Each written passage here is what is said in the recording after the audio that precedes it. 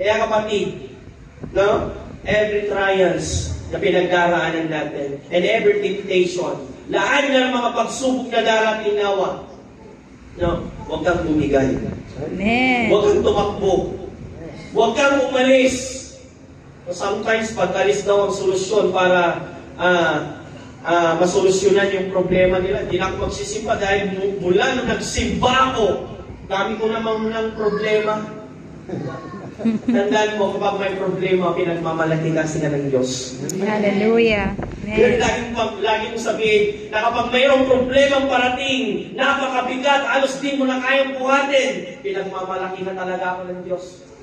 Hallelujah. Dapat yung isipin ko pinagmamalaki. Why? Dahil wala pong problema na hindi kayang sagupain kapag sinasama mo ang Diyos. Amen. Wala pang natalo na Kristiyano sa lahat ng problema. Maliban kung diyan ka na, Lord, di kita kailangan. Pag iniwan mo ang Diyos sa mga trials, sa mga pangarap mo, sa mga problema, sa mga pinagdaraanan mo, matatalo ka. Pero kung sinasabi, Lord, tara, sagupain natin to, hindi ka matatalo. Amen. Amen! Alam pa natin ang Diyos sa buhay.